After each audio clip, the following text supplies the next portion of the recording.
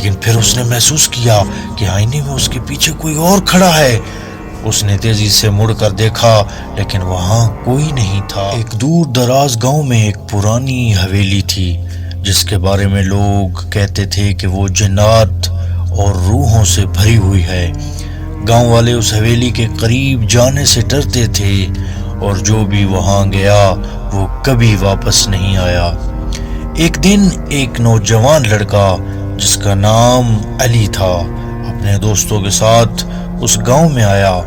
علی کو پر اسرار چیزوں میں بہت دلچسپی تھی اور جب اس نے حویلی کے بارے میں سنا تو اس نے فیصلہ کیا کہ وہ اس کے راز جانے گا۔ اس کے دوستوں نے اسے منع کیا لیکن علی نے ان کی بات نہیں مانی۔ رات کے اندھیرے میں علی نے حویلی کے دروازے پر دستک دی۔ دروازہ آہستہ سے کھلا اور اندر سے ایک ٹھنڈی ہوا علی کے چہرے سے ٹکرائی۔ اس نے اپنا ٹارچ روشن کیا اور اندر داخل ہوا۔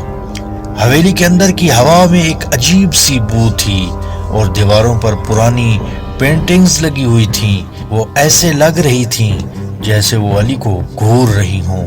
علی نے سیڑھیاں چڑھنا شروع کی اور ہر قدم پر لکڑی کی چرچراہٹ اس کے دل کو دہلا رہی تھی۔ جب وہ اوپر پہنچا تو اس نے ایک کمرہ دیکھا جس کا دروازہ آدھا کھلا ہوا تھا۔ اندر ایک پرانا آئینہ تھا جس پر گرد کی موٹی تہ جمی ہوئی تھی۔ علی نے آئینے کو صاف کیا اور اس میں سے اپنی تصویر دیکھی، لیکن پھر اس نے محسوس کیا کہ آئینے میں اس کے پیچھے کوئی اور کھڑا ہے۔ اس نے تیزی سے مڑ کر دیکھا لیکن وہاں کوئی نہیں تھا۔ اس کے دل تیزی سے دھڑکنے لگا۔ پھر اس نے ایک آواز سنی جیسے کوئی ہنس رہا ہو۔ ہا ہا ہا ہا ہا۔ آواز حویلی کے اندر سے آ رہی تھی۔ علی نے ٹارچ کی روشنی کو آواز کی طرف موڑا اور اس نے دیکھا کہ ایک سیاہ سایہ دیوار پر حرکت کر رہا ہے۔ علی نے بھاگنے کی کوشش کی لیکن اس کے پیروں نے اس کا ساتھ نہیں دیا۔ وہ جگہ سے ہل نہیں سکا۔ سیاہ سایہ قریب آتا گیا اور علی نے محسوس کیا کہ اس کے گرد ہوا ٹھنڈی ہوتی جا رہی ہے۔ پھر اس نے ایک خوفناک چہرہ دیکھا جس کی آنکھیں سرخ تھیں اور منہ سے خون ٹپک رہا تھا۔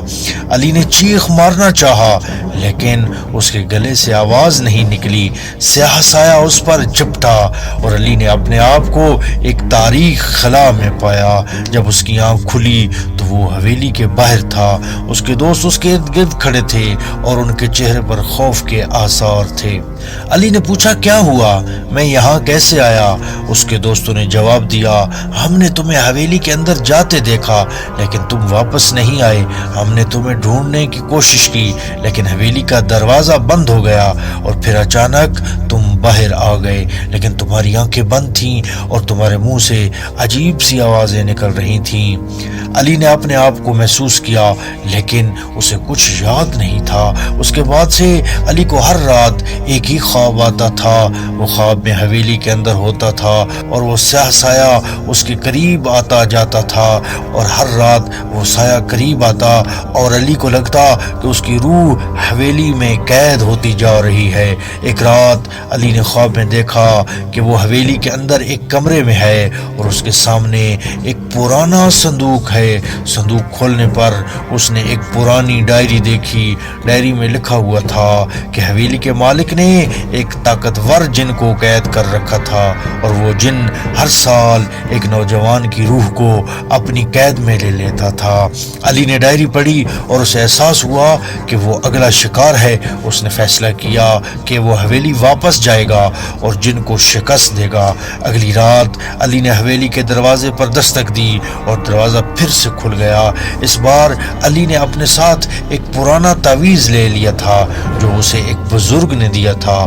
وہ حویلی کے اندر گیا، اس نے جن کو للکارا، جن نمودار ہوا۔ اس نے علی پر حملہ کرنا چاہا لیکن علی نے تعویذ کو جن کی طرف بڑھایا۔ تعویذ سے ایک تیز روشنی نکلی اور جن چیختا ہوا غائب ہو گیا۔ حویلی کے اندر کی ہوا صاف ہو گئی اور علی نے محسوس کیا کہ اس کی روح آزاد ہو گئی ہے۔